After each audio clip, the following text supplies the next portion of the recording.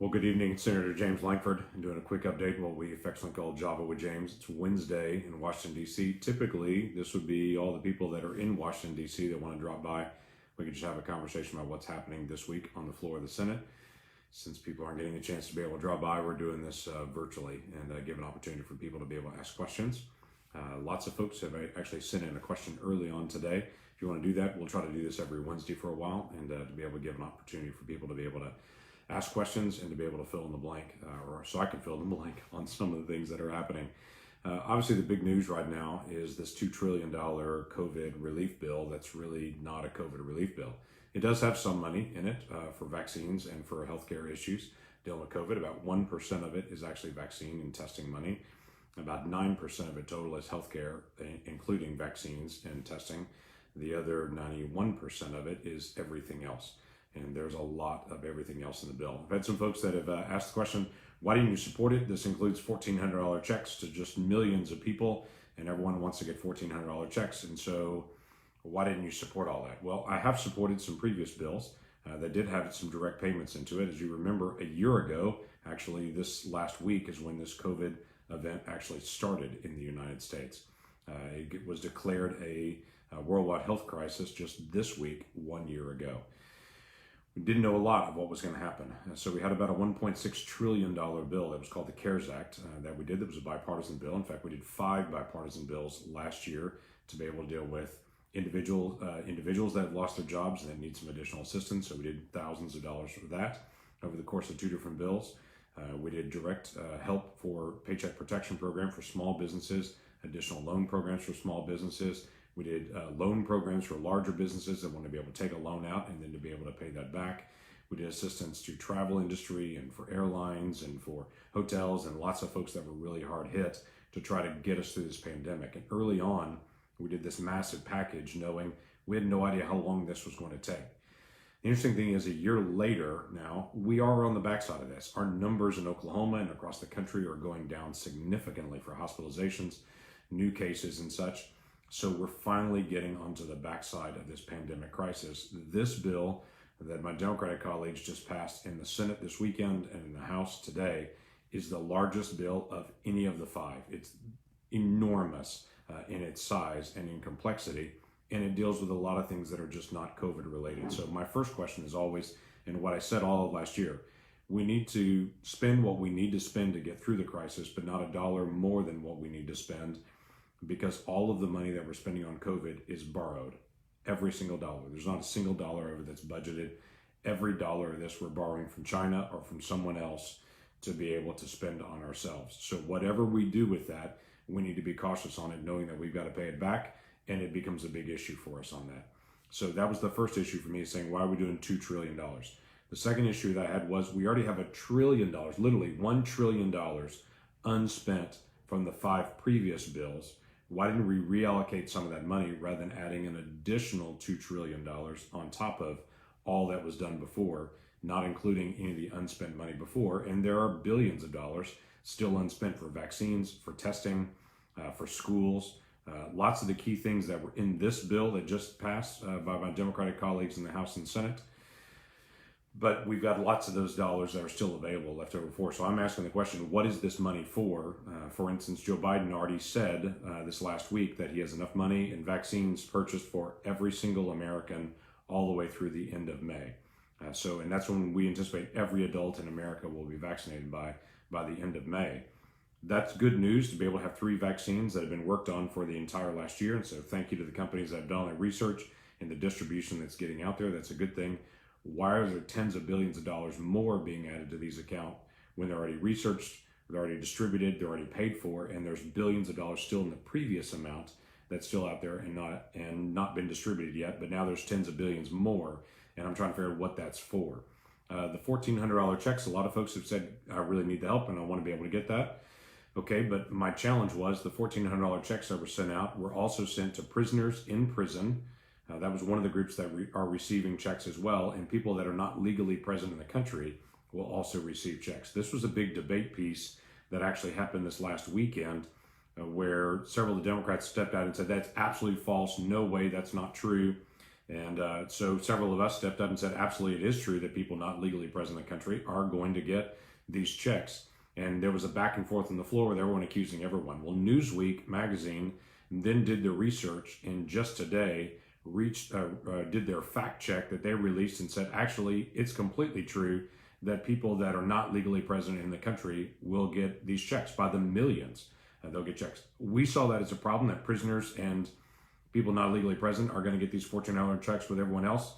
We had a vote to try to take that out, and that was stripped out. One of the big issues that also came up was about abortion, and people are saying, why is this about abortion? Well, for the last 44 years, since abortion was legalized, we've had something called the Hyde Amendment that says we don't spend federal dollars on paying for abortions. We've agreed for that as a country. That has been bipartisan. In fact, Joe Biden, when he was in the Senate, was supportive of that the entire time that he was in the Senate, to say abortion's a divisive issue. We shouldn't force American taxpayers to pay for abortion that have a real problem with the taking of life of children.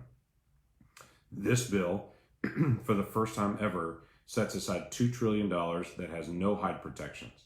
So the $350 billion that goes to states, if states and cities want to spend it for Planned Parenthood and abortion funding, they can do that for the first time ever in federal dollars. If they want to have healthcare and other programs and set that up in the federal government and to be able to use it to provide abortions for the first time ever, this will be a moment that they will actually set aside those dollars to be able to provide abortions. We've never had that as a country, and now suddenly we have that. So that's a very, very big deal. This included lots of issues that I've stared at and said, why would you do it that way? I brought up an issue during the debate saying one of the Small Business Administration programs costs $390 million for administrative costs. Total amount of grants that they're going to actually allocate is $70 million. So literally, page 225 of the bill, if you want to look at it, it's there in black and white. $390 million for administrative costs, $70 million for the actual grant program itself of what they're actually distributing. Now, I actually thought it was a textual error that they had just switched the numbers. So we went and chased it down, and we found out, no, that's correct.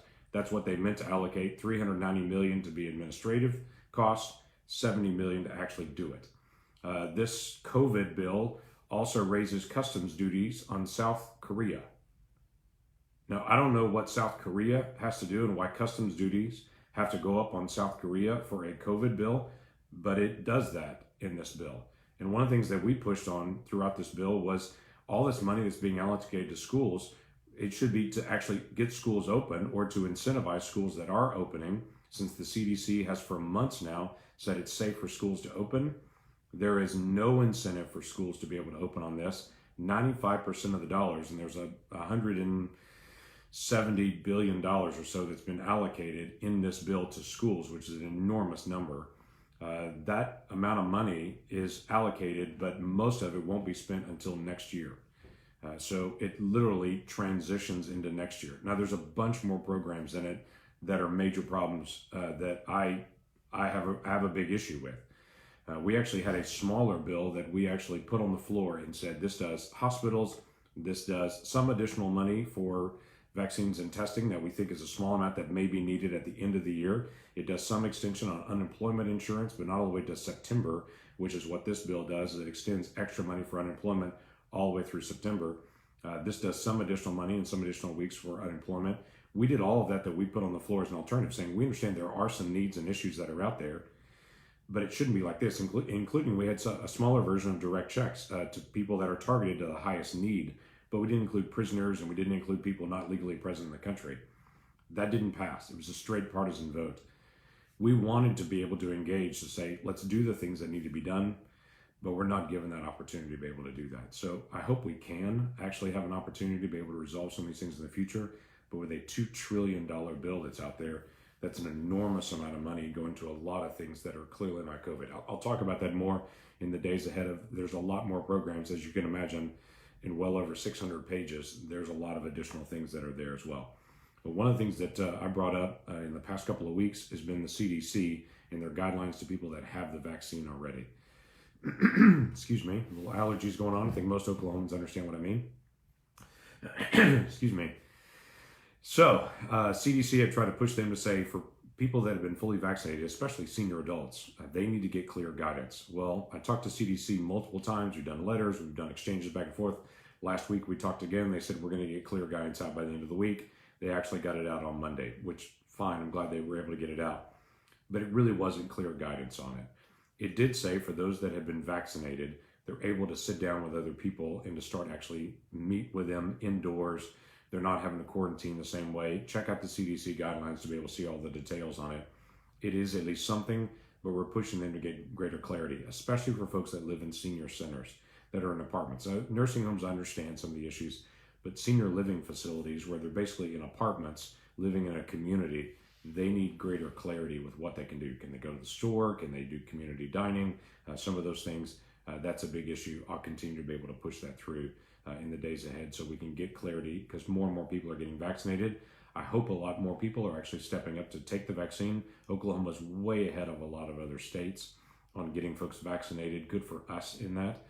If you are an essential worker in any business of any type, you're now eligible to be able to get the vaccine. I'd encourage you to sign up and to be able to go get it.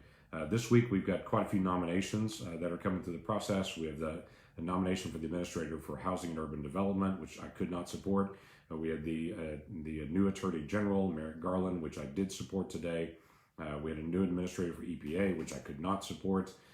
We may have some others that are coming up tomorrow as well. We'll see as some of those come through. So I'm going to look at each one of them, and probably none of these I'm going to agree with everybody on them. These are President Biden's picks, and philosophically we have some real differences of opinion, but I'm going to continue to evaluate whether qualified, ready, prepared for that, or whether the majority of Oklahomans, I believe, would be able to say, yep, I'm going to go ahead and line up with them, see what we can do. Let me talk through one more issue, and then I want to jump into some questions.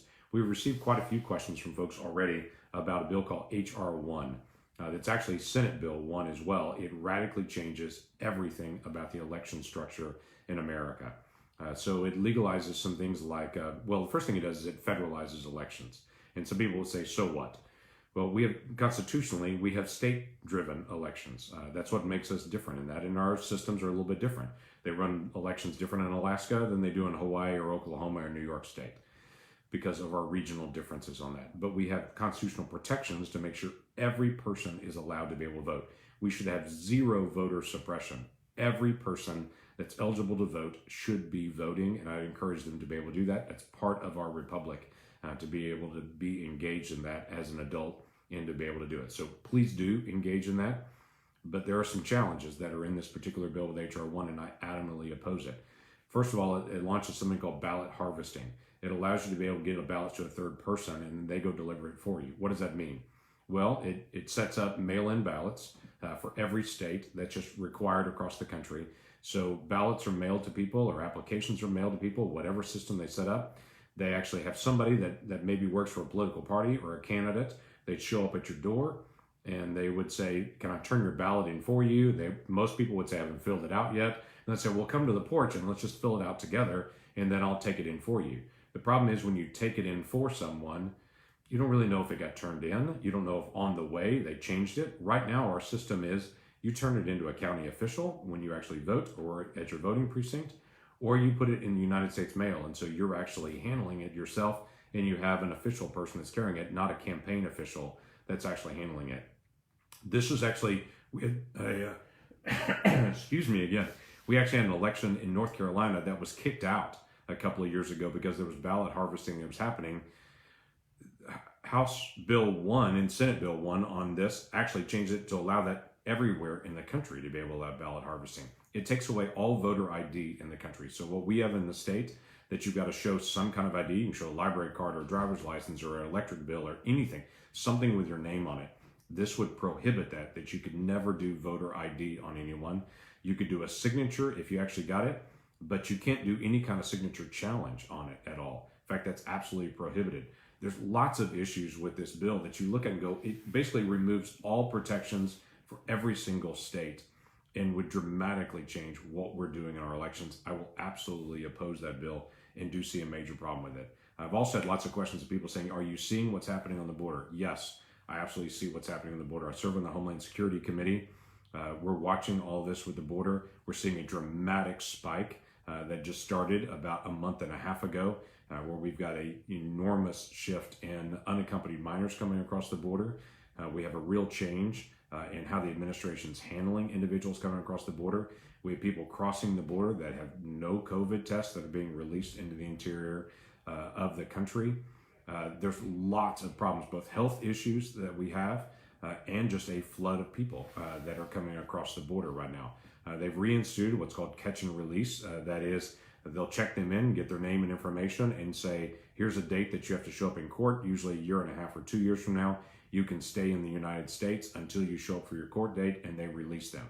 The vast majority of people that get that treatment at the border of just being released in the country with a date that they're supposed to appear for a court never show up for that court hearing. There's no big surprise in that, but never show up for that court hearing.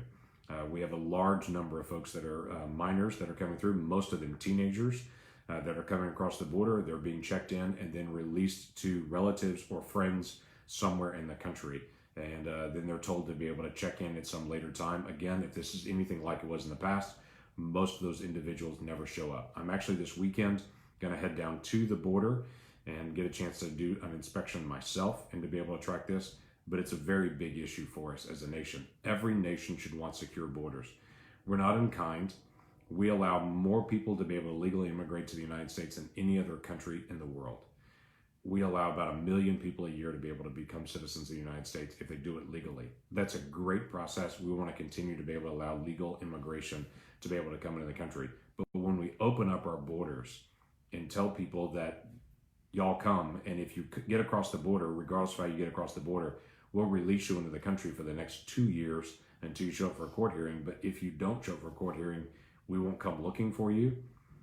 That's an open invitation for individuals to be able to come not legally. And that's something that we should push back against, and I most certainly will continue to be able to push back against, especially to honor so many people who've gone through the legal immigration process, and because it makes an enormous difference in competition for work all across the country when you have people that are not legally present here, because they'll make substandard wages, and it really does drive down the wage in the country. Let me go through a couple different things, questions that have come in. Ken sent a question saying, hey, thanks for reintroducing the Sunshine Protection Act. Is there any way we can work on getting rid of the rest of the dumb things that government does? We're working on the piece of time. I actually passed a bill you may know called the Taxpayer's Right to Know. It's something I worked on for years. It exposes duplication in government and will show every single program in the government, where it's done, what the name of it is, what it does, how many employees are assigned to it, if it's evaluated at all, what that evaluation actually means, good score, bad score, whatever it may be. But it allows individuals and members of Congress to quickly search for duplication in government and to be able to evaluate every program. That's in the process of being implemented. That'll be a very important tool to us in the days ahead. The Government Accountability Office leadership for the last several years said this is their main priority bill. And when I spoke to the leadership just last week about this, they said after its passage, now implementing that thing is their main priority to provide real accountability to the government. KT sent me a message, said, why do you feel the need to bring your religion on your job as a lawmaker? Actually, I think every individual can live their faith. We're Americans. Every person can have a faith, change their faith, have no faith at all, and be able to live it at whatever place that they're in. I have absolute ability to be able to live my faith as a lawmaker, just like you do, like any other citizen does. In fact, if you are wondering about that, Article 6 of the Constitution, not the 6th Amendment, but actually Article 6 of the Constitution, it says there's no religious test for any officer of the United States. So not only can I live my faith, it's constitutionally protected by the First Amendment and by Article 6 of the Constitution. I don't try to wear that as something fake for me. It's who I am. It's maybe who you are as a person of faith. If you have a different faith, whatever it may be, live that out. That's your choice to be able to do that. We're Americans together. Brian sent me a message saying you complained about the COVID bill that just passed. What did you do to make sure Oklahoma got a fair share of the money, or did you just not participate and are you going to vote no on the bill? Actually, I didn't have a chance to participate. I brought multiple different amendments through the process and tried to be able to get involved. Democrats never allowed Republicans to get involved in this debate from the very beginning. In fact, 10 Republicans actually went to the White House, sat down with President Biden and said, we have a whole set of ideas that we'd like to talk about for this. And Biden just said, nope, we're going to do this straight Democrat only because we've got a lot of things we know you wouldn't support. So thank you, but no thank you. The last 5 bills, I was very active in participating in those bills. In fact, there was a bipartisan piece that I had in there dealing with charitable giving to help nonprofits of any type to be able to survive this, because nonprofits are part of the safety net that we have as a country. We have three safety nets as a country: families, Nonprofits are the second safety net, and government is the third safety net. If the families and if the nonprofits aren't successful, no way government can keep up. So I actually had a nonpartisan piece dealing with charitable giving to be able to help individual not-for-profits survive this past year. I didn't have a chance to be able to raise that, so guess what? In this bill, there's nothing to be able to help nonprofits in this latest bill because there was no interest in it. So it has been an issue on that. Let's see, William asked a question, what consequence do you see resulting from the $1.9 trillion COVID bill? Number one, I wish it was actually just a COVID bill. It'd be a lot smaller if it was just on COVID because there's not $2 trillion worth of need on COVID right now. There are real needs, but not at $2 trillion. So I think the number one consequence is going to be we're going to see inflation starting in the United States because there's so much money being pumped out to an economy that's already growing right now. Unemployment continues to drop. A lot of things, good things are happening in the economy. People are getting back to work. Obviously, lots of people are getting vaccinated, so they're getting some normalcy back in their life and travel, and all those things are picking up again. We've even seen some flights starting to be added because people are starting to get on flights again. Those are all good things. So the economy's heating up. You add $2 trillion on top of it, it superheats the economy. Just about every economist is going to say the first result of this is going to be inflation. Items are going to cost more. We're already seeing some of those things starting. I think it's going to accelerate even faster in the days ahead. That has a real loss for everybody in this. The second big issue is going to be that much debt and what that's going to be to the bond market, what that's going to mean to interest rates for all of us in our debt. And it's a radical change in a lot of programs. I'll talk about it some other time as we come back to these. Shannon asked the question about homelessness. Is it getting worse? And what are we doing to be able to help in that area? Excuse me again. Homelessness is a challenge. This year was really difficult for the folks that were trying to do the homeless survey to be able to determine how many homeless that we have across Oklahoma.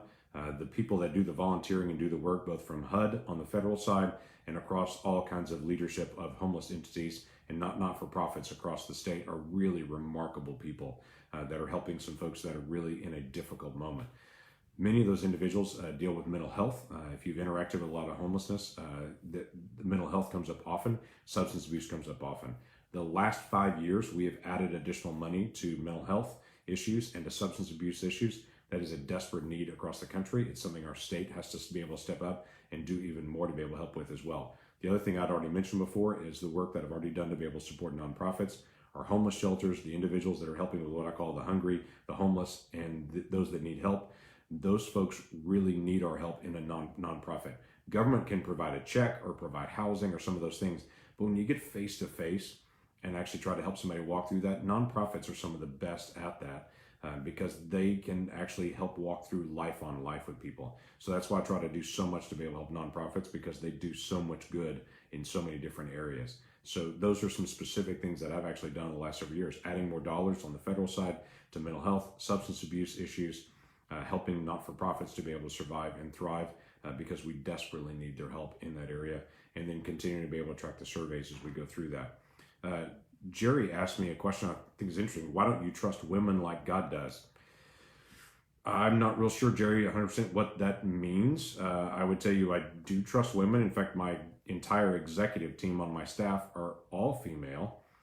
So yes, I absolutely trust women in their leadership. And so I'm not real sure what that is. If that's about abortion, that I don't trust women to be able to make a decision about their own child and about whether a child should live or die. Now, I do have a personal belief that, and I think it's backed up by science, quite frankly, when you look in the womb and you see DNA, that particular set of cells has different DNA than the mom. That would tell you that's not the mom's cells. That's a different life that's in there when they've got 10 fingers and 10 toes and a beating heart and a functioning nervous system and DNA that's different than the mom or the dad. That would tell me that's not one person, that's two people.